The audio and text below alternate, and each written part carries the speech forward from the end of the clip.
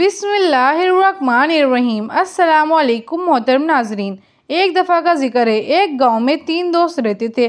ایک دن وہ تینوں گاؤں میں آنے والے راستے میں بیٹھے تھے اور خوش گپیاں لگا رہے تھے کہ وہاں سے ایک عورت کا گزر ہوا۔ اس نے وہاں سے گزرتے ہوئے ان کو سلام کر دیا اور اپنی منزل کی طرف چل پڑی۔ ان تینوں میں یہ بحث و تکرار شروع ہو گئی کہ اس عورت نے مجھے سلام کیا ہے۔ تکرار کرتے کرتے ان میں ہاتھا پائی شروع ہو گئی۔ اسی دوران گاؤں کے کچھ لوگ بھی اکٹھے ہو گئے اور ان سے لڑائی کا سبب پوچھا تو انہوں نے کہا، ایک عورت یہاں سے گزر کر گئی ہے اور اس نے سلام کیا تھا، تو اب ہم تینوں کا یہ کہنا ہے کہ اس عورت نے مجھے سلام کیا، لیکن ہمارے درمیان اب یہ فیصلہ نہیں ہو رہا کہ اس عورت نے سلام کیا کس سے تھا۔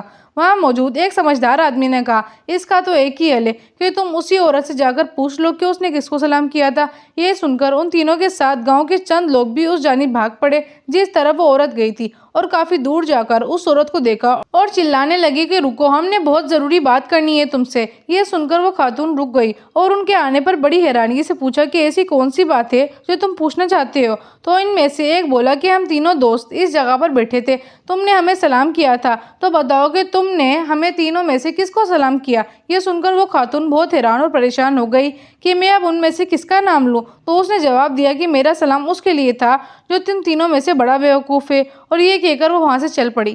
پھر ان تینوں میں بحث شروع ہو گئی، بڑا بیوقوف میں ہوں۔ یہی بحث کرتے کرتے وہ واپس اسی جگہ پر آ گئے جہاں اور بھی لوگ موجود تھے اور ان کا انتظار کر رہے تھے۔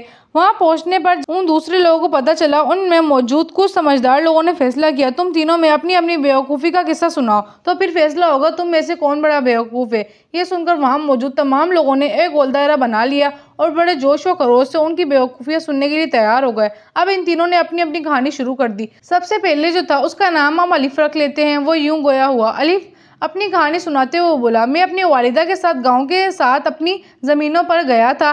ایک دن وہاں سے ایک 9 سر باز شخص کا گزر ہوا جو گھوڑے پر سوار تھا۔ ہمارے گھر دیکھ کر رک گیا اور میری والدہ سے کہنے لگا، میں فلاں گاؤں کا زمیندار ہوں اور کسی کام سے آگے جا رہا ہوں۔ تمہارا گھر دیکھ کر یہاں رک گیا تھا کہ کچھ دیر آرام کر لوں اور کچھ کھا پی لوں۔ یہ سن کر میری والدہ نے اس کو بٹھایا اور اس کے کھانے پینے کا بندوبست کرنے لگی۔ اس دوران میری والدہ سے اس شخص نے میرے بارے میں دریافت کیا، تم نے ابھی تک اس کی شادی نہیں کی؟ تو میری والدہ نے کہا، نہیں، ابھی تک کوئی رشتہ نہیں ملا کیونکہ ہم بہت غریب لوگ ہیں۔ یہ سن کر وہ شخص بولا، اماں جی تم فکر مت کرو، ہمارے گاؤں میں ایک ایسا گھر ہے جو تمہارے بیٹے کو رشتہ دے دے گا۔ یہ سن کر میری والدہ بہت خوش ہوئی اور کہنے لگی، بس تم جلدی سے ہمیں اس سے ملوانے کا بندوبست کرو اور بیٹے کی شادی کروا دو۔ تو اس شخص نے جواب دیا کہ تمہیں میں نے اماں کہا ہے تو یہ میرا بھائی ہوا، تم فکر مت کرو اور تمہیں ان سے ملنے کی بھی ضرورت نہیں ہے، بس تم نے جو کچھ تیار کیا ہوا ہے اپنے ہونے والی بہو کے لیے وہ سب مجھے دے دو، میں اسے دے کر بات پکی کر لوں گا۔ یہ سن کر میری والدہ نے اس کو وہ تمام اشیاء دے دی جو کتنے سالوں سے تھوڑی تھوڑی کر کے جمع کی تھی۔ سب کی سب بڑی ہنسی خوشی اس شخص کے حوالے کر دی۔ خوشی میں نہ اس کا نام پوچھا نہ اس کے گاؤں کا پتہ پوچھا اور وہ چلتا بنا۔ میری سادہ والدہ سے کہنے لگا، میں دوبارہ آؤں گا، تم اس کی منگنی کے لیے تیاری کر رکھو۔ یہ سن کر میری والدہ اور خوش ہو گئی۔ میری والدہ دن رات پہلے سے دگنی محنت کر کے کافی سارا سامان اکٹھا کر لیا تھا۔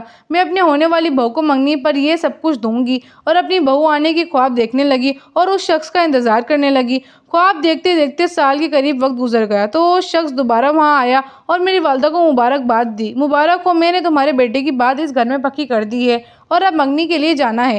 تم لوگوں نے جو سامان بنایا ہے وہ مجھے دے دو اور جلدی دو، مجھے واپس جانا ہے۔ شاید اس کے دل میں یہ خیال ہوگا، مجھ سے اس گھر کا یہ اس لڑکی کے بارے میں نہ پوچھ لیں۔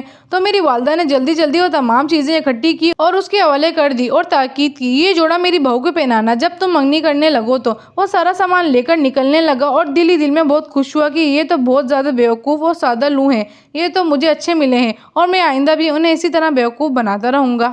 جی تو محترم ناظرین، یہ تھی ہماری آج کی کہانی۔ امید ہے آپ لوگوں کو یہ اچھی لگی ہوگی۔ اگر آپ لوگ چاہتے ہیں کہ اسی طرح کی انٹرسٹنگ اور فنی سٹوریز آتی رہیں تو آپ لوگ میرے چینل کو سبسکرائب کر دیں۔